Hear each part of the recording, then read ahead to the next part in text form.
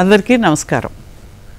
మనం జీవనయానంలో మన జీవితాన్ని ఎంత ఆనందంగా సంతోషంగా గడపాలన్న ఆశ అందరికీ ఉంటుంది. కానీ ఎలా గడపాలో దాన్ని ఎక్కడి నుంచి తెచ్చుకోవాలో తెలియదు. కాబట్టి అందరూ చెప్పే ఆ దారుల వెంట డబ్బు వెనకాలో ఇంకా దేని గురించో జీవితాన్ని దుఃఖమయం చేసుకుంటూ పరిగెడుతూనే ఉంటాం. పరిగెడుతూ ఉన్నా పరిగెట్టకపోయినా నువ్వు కూర్చున్నా నించున్నా ఏ పని చేసినా చేయకపోయినా నీకు ఏది రావాలో అది నీకు వస్తూనే ఉంటుంది.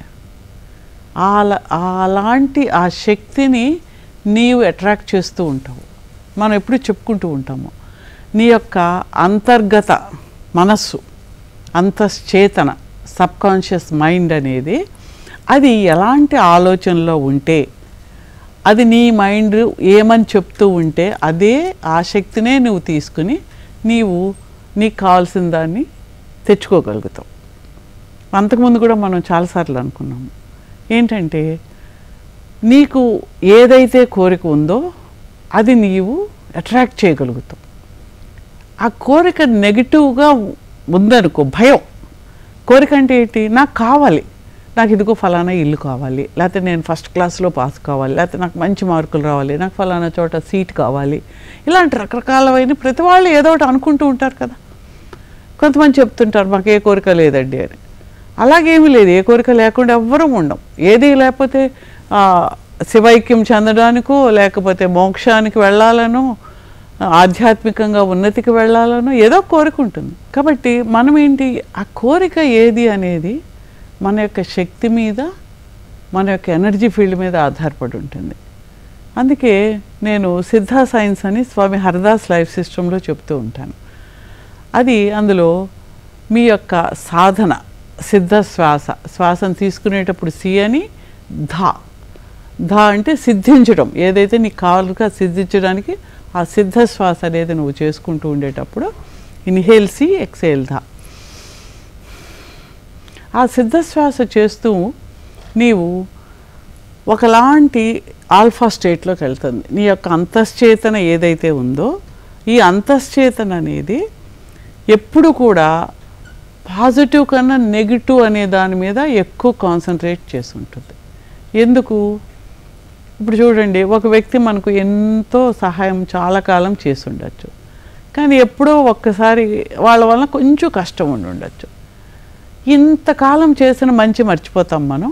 ఆ ఒక్క నెగిటివ్ని గుర్తుపెట్టుకుని అంతకాలం నేను ఎలా ఉన్నాను, వాళ్ళు ఎలా ఉన్నారు, ఆయన చూసారా ఇంత చేశారని ఆ దుఃఖంలోనూ ఆ నెగిటివ్ ఆలోచన మైండ్లో ఉండిపోతుంది. ఆ వ్యక్తిని చూడగానే ఆ నెగిటివ్ థాటే మనకు వస్తుంది. అంటే అంతశ్చేతన 24 గంటలు అది తిరుగుతూ ఒకే మాట చెప్తూ ఉంటుంది. అలాగేంటి మన జీవితంలో అందరికీ జీవితంలో ఏవో కోరికలు ఉంటాయి, అది నెరవేరకపోవచ్చు, లేకపోతే నెగిటివ్గా మనకు ఎక్స్పీరియన్స్ రావచ్చు. జీవితంలో మనం ఎక్కడో ఫెయిల్ అయి ఉండొచ్చు. ఆ ఫెయిల్ అయినది ఏమంటుంది? నీవు ఎప్పుడు కూడా జీవితంలో విజయాన్ని సాధించలేవు, నీ జీవితంలో నెగిటివే జరుగుతుంది, నీకు అంత అర్హత లేదు, నా కర్మ ఇంతే, నా ఫేట్ ఇంతే, దేవుడు అలా రాసి పెట్టాడు. ఇవన్నీ ఎక్కడి నుంచి వచ్చాయి? ఇవన్నీ రకరకాలైన ఈ సమాజంలో ఉండే మాటలు. అంటే సమాజంలో ఫెయిల్ అయిన అందరూ కలిసి చాలా కష్టపడితే కానీ నీకు సక్సెస్ రాదు, ఎంత కష్టపడినా అదృష్టం లేతే సక్సెస్ రాదు. ఇవన్నీ ఏంటి, మనము అన్నీ మన మైండ్లో పిక్ చేసి పెట్టుకున్నాం. ఆ పెట్టుకోగానే ఏమవుతుంది, మనకి ఎప్పుడో ఒక జీవితంలో ఒక నెగిటివ్ వచ్చింది, ఫెయిల్యూర్ వచ్చింది. ఒక చిన్న పిల్లవాడు ఉన్నాడు, వాడు రోడ్డు మీద బొమ్మను చూస్తాడు. అప్పటి వరకు వాడు సరదాగా ఆనందంగా ఉన్నాడు, వాళ్ళ అమ్మ అడిగిందల్లా ఇచ్చింది. ఏదో ఆ రోజు ఏదో ఆవిడ సరైన మూడ్లో లేదు, ఆవిడ చేతిలో డబ్బులు లేవు, ఏదో జరిగింది, ఆ బొమ్మ కావాలంటే కొనలేదు. వీడు పడి గట్టిగా ఏడుస్తాడు, కాళ్ళు కొట్టుకుని ఏడుస్తాడు. ఏడ్చినప్పుడు ఆవిడ ఒకటేసి నీకు అసలు కొన్నే ఇంకా అసలు ఎప్పుడు ఏది అడగద్దని చెప్పింది ఆవిడ. ఆ రోజు ఏదో విసుగులో ఉంది. ఈ చిన్న మనసు దీనికి ఏం తెలియదు కదా, వాడికి ఏం ఎక్స్పీరియన్స్ లేదు కదా. చూసావా, నేను ఎంత ప్రేమగా ఎంత ఇదిగా చేసినా అమ్మ నేను అడిగింది ఇవ్వదు అంటే నాకు I'm not worthy of getting what I want. నాకు ఏదైతే కావాలనుకున్నానో అది నాకు రాదు అని ఆ చిన్న మైండ్ మీద సడన్గా పడింది. సబ్కాన్షియస్ లెవెల్లోకి వెళ్ళిపోయింది, అది అంతఃచేతనలోకి వెళ్ళిపోయింది. సో ఏంటి వాడు దాని మీదే కాసేపు మర్చిపోయినా సరే అంతఃచేతనలో ఉండిపోయి వాడు ఇంకోటి ఏదో నెక్స్ట్ జరుగుతూ ఉండేటప్పుడు ఇంకోటి ఏదో అవ్వాలి అనుకున్నప్పుడు వీడికన్నా ముందు వీడి చెల్లికో తమ్ముడికో ఇవ్వడం జరిగింది అనుకోండి, చూసావా నేను అర్హత లేదు, నాకు కావాల్సింది నాకు రాదు అంటే నేను అనుకున్నది కరెక్టే సుమా అని మళ్ళీ అది రీఇన్ఫోర్స్ అవుతుంది. అంటే నీ మైండ్లో పడిన ఒక నెగిటివ్ యాటిట్యూడ్, నెగిటివ్ థాట్ అనేది నీ ఎక్స్పీరియన్స్లో నువ్వు అన్ని ఆకళ్ళతోటే చూస్తూ ఉన్నావు. అది చూస్తూ ఉండేంటి అది మళ్ళీ రీఇన్ఫోర్స్ అయింది నీ మైండ్లో. అవును నేను అనుకున్నది నాకు రాదు అని నువ్వేం అడిగావు, నేను అనుకున్నది నాకు రాదు అనేది నీ కన్ఫర్మ్డ్ బిలీవ్, నీ యొక్క నమ్మకం. నీ నమ్మకమే కరెక్ట్ అయింది అక్కడ నీకేం కావాలనేది కాదు. What is your belief? నాకు అనుకున్నది జరగదు అనేసుకున్నావు కదా. లోపల అంతఃచేతం చెప్తుంది, ఒరే బాబు నువ్వు అనుకున్నది అవదురా, నీ జీవితంలో ఎప్పుడైందిరా అని చెప్తోంది. మన సినిమాలో చూస్తుంటారు, రెండు అద్దాల్లో ఒకడు విలను ఒకడు మంచివాడు చెప్తూ ఉన్నట్టుగా. ఈ నెగిటివ్ చెప్తూ ఉంటే నువ్వు ఇండైరెక్ట్గా ఆనందపడుతున్నావు. చూసావా నేను అన్నాను కదా నాకేది జరగదని, అదే జరిగింది. అంటే you have achieved what you want. నీకు ఏది కావాలో అదే నీకు వచ్చింది. ఏది కావాలో కాదు, ఏది నీవు అనుకుంటూ ఉన్నావో, నమ్మకం కలిగి ఉన్నావో అంతఃచేతనలో అది నీకు వచ్చింది.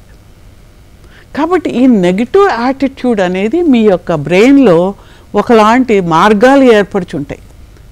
న్యూరలాజికల్ పాత్వేస్ అంటారు అనమాట, మన యొక్క హ్యాబిట్స్ కానీ ఏవైనా. అందుకే చూడండి, మనం ఏ పద్ధతి చేసినామో 40 రోజులు నువ్వు చేయరా, అది అలవాటు అయిపోతుంది. ఇప్పుడు మన దీక్షలు, మండల దీక్షలు అని చెప్తూ ఉంటారు, అయ్యప్ప కానీ మాలలు వేస్తూ ఉంటారు, ఏమైనా 40 రోజులు చెప్తారు. ఎందుకంటే అది నీ జీవితంలో పార్ట్ అవుతుంది. అంటే ఈ న్యూరలాజికల్ పాత్వే అనేది అది క్లియర్ అయ్యి మంచి మార్గం నువ్వు ఏదైతే పెట్టావో అందులోకి వెళ్ళే అవకాశం ఉంది. కాబట్టి నీకు నెగిటివ్ న్యూరలాజికల్ పాత్వేలోంచి పాజిటివ్ చేయాలంటే దీన్ని తొడపాలి, కొత్తదాన్ని ఏర్పరచాలి. అంటే నెగిటివ్గా నీ మనసు అంతఃచేతన కాదు కాదు కాదు నువ్వు పనికిరావరు అని చెప్పేదాన్ని అది పక్కకు తీసి నేను అనుకున్నది అవుతుంది అనే నమ్మకం నీకు కలిగించే పాజిటివ్ పాత్వే నీకు వచ్చినప్పుడు అవుతుందని నాకు తెలుసురా, అయ్యింది. నేను చెప్పాను కదా అవుతుందని నాకు తెలుసు, అయ్యింది. ఇంకోసారి మైండ్ సెట్లో కూడా నాకు అవుతుంది అనుకుంటావు. ఇవాళ ఒకటి అడుగుతావు, రేపు ఇంకోటి అడుగుతావు, ఇంకో పెద్దది అడుగుతావు, నువ్వు అనుకున్నది జరుగుతూ ఉంటాయి.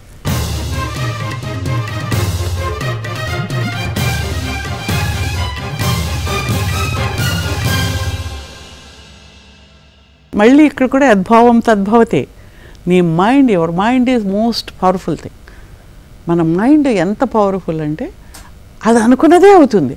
కానీ అది ఏమనుకుంటుందో మనకు అర్థం కావడం అనేది ముఖ్యం. నువ్వేమనుకుంటున్నావు, చాలా క్లాసుల్లో చెప్తుంటారు, నువ్వు అవుతుందని 10 సార్లు రాసుకో, పెన్నుతో రాసుకో, ఇవన్నీ చెప్తూ ఉంటారు. అవన్నీ ఏంటి, ఇవన్నీ చెప్తుంటే కొంత ఎనర్జీ నీకు ఏర్పడుతూ ఉండి ఆ మైండ్లో ఆ పాత్వే ఫామ్ అవుతుందని. ఈ ఎన్ఎల్పి అని, న్యూరో లింగ్విస్టిక్ ప్రోగ్రామ్స్ అని, వీటన్నిటిలో అవే చెప్తారు. అయితే ఈ శక్తిపాత యోగాలో కూడా మనము సిద్ధబ్రీత్ చేస్తూ ఉండేటప్పుడు నీ యొక్క మైండ్ సెట్ మారడానికి కావాల్సిన దానికి కూడా పనికి వస్తాయి. నువ్వు ప్యూరిఫై అవుతూ ఉంటావు. ఇన్హేల్ ఎక్సేల్ చేస్తుండేటప్పుడు అది చేస్తూ కొన్ని జపాలు కానీ కొన్ని ప్రేయర్స్ ఉన్నాయి. ఆ ప్రేయర్స్ కూడా మనం చేసినప్పుడు ఎంతో శక్తి మన లోపలికి వచ్చినప్పుడు నువ్వు పాజిటివ్గా చెప్తున్న వర్డ్స్ ఏదైతే నీ కోరిక ఉందో ఆ కోరిక కావాల్సిన శక్తి నీలో తయారవుతూ ఉంటుంది, నీలో అట్రాక్ట్ అవుతూ ఉంటుంది. కాబట్టి మనము ఈ పాజిటివ్ పాత్వేని తయారు చేసుకోవడానికి ఎన్ని పద్ధతులు ఏవైనా ఉన్నా శక్తిపాత యోగ పద్ధతిలో సిద్ధా సైన్స్లో ఉండే ఒక పద్ధతిని ముందు చెప్తాను మీకు. అందులో ఒక ప్రేయర్ ఉంది. ఆ ప్రేయర్ కొంచెం పెద్దగానే ఉంటుంది, 10-15 సెంటెన్స్లు ఉంటుంది. అయినా అది రాసుకోండి. రాసుకోవడం ద్వారా మీరు బట్టి కొట్టి ఎప్పుడు ఎక్కడ ఉన్నప్పుడు చేసుకున్నా ఎంతో శక్తి వచ్చే పాజిటివ్ వర్డ్ నువ్వు అనుకున్నది తొందరగా మేనిఫెస్ట్ కావాల్సిన ఎనర్జీ నీలో తయారవుతుంది. అందులో ఆ వైబ్రేషన్ వచ్చేలాగా ఆయన స్వామి హరిదాస్జీ గారు పెట్టారు. అందులో ఏంటంటే ఫస్ట్ మనం సిద్ధబ్రీత్ చేసుకుని ఇన్హేల్ సి ఎక్సేల్ ధా చేశాక మీకు ప్రతి వాళ్ళకి కొన్ని నమ్మకాలు ఉంటాయి, కొంత దేవుళ్ళ మీద నమ్మకాలు ఉంటాయి. ఇది ఏ రిలిజియన్కో సంబంధం లేకుండా మీ గురువులు ఉండొచ్చు, మీకు ఎంతో గౌరవించే వ్యక్తులు ఉండొచ్చు. ఎవరైనా సరే వాళ్ళని మీ భ్రూ మధ్యంలో ఇక్కడ ఆలోచించుకుని వారికి మీ పద్ధతిలో మీరు వాళ్ళని ఎలా గౌరవిస్తారో, దేవుడైతే ఎలా పూజిస్తారో ఆ పద్ధతిలో చేసి మీ కోరికని చెప్పుకోవాలి 3 సార్లు. ఆ కోరిక ఏంటి? నాకు ఆరోగ్యము, శాంతి, ఉన్నతి కలగాలనుకోవచ్చు. లేకపోతే మీకు ఏదో ఒక పెద్ద సమస్య ఉంది, ఆ సమస్య మీద 24 గంటలు మీరు ఆలోచిస్తున్నారు. 24 గంటలు ఆ సమస్యలో మీకు ఏమి నెగిటివ్ జరుగుతుందో అన్న భయంతో, ఆ భయంతో కూడా నెగిటివ్ ఎనర్జీని మీరు ఆ సమస్యకు పంపించి దాన్ని ఇంకా జటిలతరం చేస్తూ ఉన్నారు. అంటే ఏంటి? ఓ తలుపు తెరవాలి. ఆ తలుపు తెరవాలంటే నువ్వు ఎటు కావాలో అటు లాగాలి. నువ్వు నీకు ఎటు తెలియకుండా దాన్ని ఇంకా ఇంకా రీఇన్ఫోర్స్ చేసేసి ఇంకా ఎటువైపు తెరుచుకోదో అటువైపే శక్తిని ఇస్తూ ఉన్నాం అనుకోండి, అప్పుడు నీవు దాన్ని అచీవ్ చేయలేవు. కాబట్టి మనం ఏంటి, మన కోరికకి నెగిటివ్ ఆలోచన అనేది పక్కన పెట్టి పాజిటివ్గా నాకు ఇది కావాలి, ఈ సమస్య తొందరగా నాకు సొల్యూషన్ కావాలి, ఫలితం నాకు పాజిటివ్గా రావాలి, లేకపోతే మాకు ఈ సీట్ కావాలి, ఏదైతే అది పాజిటివ్ కోరిక, సాత్వికమైనది, అంటే పక్కవాడికి నష్టం కలిగించేది కాకుండా మీకు కావాల్సిన సాత్వికమైన కోరికను మీరు కోరుకుని, అప్పుడు అది ఎవరికి చెప్తారు? అన్ హూమ్ యూ హ్యావ్ ప్రేమ కానీ బిలీఫ్ కానీ ఎవరికైతే ఉందో అక్కడ చేస్తున్నప్పుడు మీ మైండ్ ఎనర్జీ ఫీల్డ్ అంతా పాజిటివ్గా తయారవుతుంది. ఈ పాజిటివ్గా తయారైపోయిన ఆ ఫీల్డ్లో మీరు ఈ ప్రేయర్ని చెప్పుకుంటారు. ఈ ప్రేయర్కి చెప్తున్నప్పుడు ఏంటంటే, అది హిందీలో ఉంటుంది, చాలా సింపుల్గా ఉంటుంది. అది మీరు తెలుగులో రాసుకుని అది బట్టి కొట్టేసేయచ్చు. అది బట్టి కొట్టి ఎప్పుడు కావాలనుకుని అది చేస్తూ ఉంటే మీకు ఏదో ఒక దాని యొక్క ఫలితం కనిపిస్తూ ఉంటుంది. మామూలుగా మనము చాలా చదువుతూ ఉంటాం కానీ వెంటనే అవుతుందంటే ఎప్పటికి అయిందో లేదో మనకు తెలియదు. ఇందులో మాత్రం మనకు చాలా మంచి రిజల్ట్స్, కొన్ని వేల మంది, లక్షల మందికి ఆ రిజల్ట్ రావడం అనేది నేను చూశాను ప్రత్యేకంగా. అందుకని మీకు ఇది చెప్తూ ఉన్నాను. ఈ ప్రేయరు ఒకసారి ఒక ఆమె అమెరికా నుంచి ఫోన్ చేశారు నాకు. చేసి, ఏమండి నేను ఈ ప్రేయర్ మీరు ఒకసారి ఎక్కడో యూట్యూబ్లోనే ఎక్కడో చూశాను, నేను చూసి నాకు పిల్లలు లేరు, పుట్టిపోవడం ఏదో అలాంటిది ఏదో జరుగుతుంది, ఇంకేమీ వీలు కాదని డాక్టర్లు చెప్పారు, ఏ కోరికన్నా చెప్పుకుని చేయొచ్చు అన్నారు. కాబట్టి నేను ఆ కోరికను చెప్తూ నేను చేసుకుంటూ వెళ్ళానండి. ఇప్పుడు నాకు ఒక పాప ఉంది, అది కేవలం ఈ ప్రేయర్ వల్లనే అని నేను అనుకుంటున్నాను. అంత పాజిటివ్ ఎఫెక్ట్ రావడం అనేది నేను చూశాను. అలాగే జీవితంలో వచ్చే సమస్యలకి ఈ ప్రేయర్ని చేయడం ద్వారా నేను అధిగమించగలుగుతున్నాను అని ఆవిడ చెప్పారు. ఆవిడకి ఏమీ తెలియదు, ఊర్లో టీవీలో చూసి చేసుకున్నారు. కాబట్టి అది చేయడం అనే వల్ల పాజిటివ్ ఎనర్జీని మీరు ఆ కోరికకి తీసుకుని అది మేనిఫెస్ట్ కావడానికి తొందరగా మీకు నెరవేరడానికి కావాల్సిన ఆ ఎనర్జీని ఇస్తుంది. అంటే ఇది మూఢనమ్మకము ఇలా అని కూడా మనం అనుకోవచ్చు, తప్పకుండా అనుకోవచ్చు. కానీ మనం ప్రయత్నం చేస్తూ ఉంటాం. దీంట్లో మీరేం ఖర్చు పెడుతున్నా లేదు, ఎవరికి ఏం చేస్తున్నా లేదు, ఎవరికి వెళ్ళి పాద నమస్కారం చేసింది లేదు. మీకు ఎవరికి ఇష్టమైందో, మీకు ఇష్టమైన దైవానికి మీరు కోరికను ఎలా చెప్తారు కదా, ఈ పద్ధతిలో కోరుకుంటున్నారు. ఇందులో శక్తిపాత యోగంలో ఉండడం వల్ల మీకు ఎక్కువ శక్తి వచ్చి తొందరగా మీకు మేనిఫెస్ట్ అవుతుంది. కాబట్టి ఈ ప్రేయర్ మనం చెప్పుకుందాం. సిద్ధ బ్రీత్ 3 సార్లు తీసుకుని ఇక్కడ భృగు మధ్యలో, దీన్ని ఆజ్ఞాచక్ర అని కూడా అంటారు, అక్కడ మీ ఇష్టదైవాన్ని మానసికంగా మీరు నిజంగా మీ ఇష్టదైవంతో ఏ కోరికను చెప్తారో ఆ ప్రేయర్ చేసుకుని కోరికను 3 సార్లు చెప్తారు. చెప్పాక ఆ ప్రేయరు సింపుల్ వర్డ్స్లో ఉంటాయి, చెప్తాను, నోట్ చేసుకోండి. మై ఆప్కి శరణ్ మే ఆయా హూ. అంటే తెలుగులో అర్థం చెప్తాను కానీ తెలుగులో చెప్పుకోకూడదు, హిందీలో. ఎందుకంటే దానికే ఎనర్జీ ఇచ్చున్నారు, అంటే ఆయనకు ఆ భాష వచ్చు కాబట్టి హిందీలో ఉంది. మై ఆప్కి శరణ్ మే ఆయా హూ, అది 3 సార్లు అంటాం. మై ఆప్కి శరణ్ మే ఆయా హూ అంటే నేను మీ ఇష్టదైవంతో చెప్తున్నారు, నేను మీకు శరణాగతుడిని అవుతున్నాను. మై ఆప్కి శరణ్ మే ఆయా who, AAP Mary Raksha కీజియే.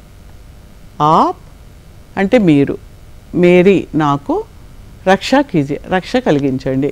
AAP Mary రక్షా కీజియే, అది కూడా 3 సార్లు చెప్తాం.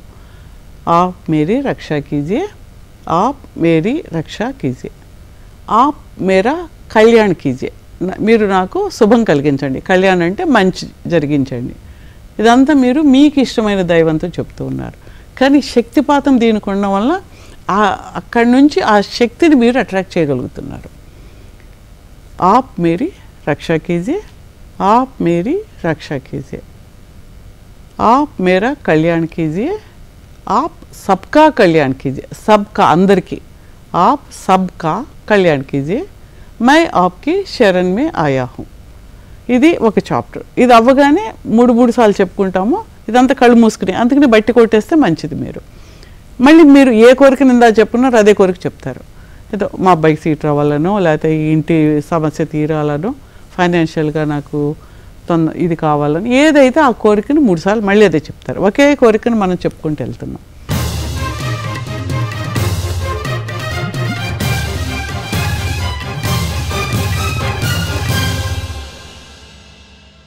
సేవా సంకల్పం, ఇందులో సేవ కూడా చేయాలి కాబట్టి వ్యాధిగ్రస్తంక వ్యాధి నివారణ.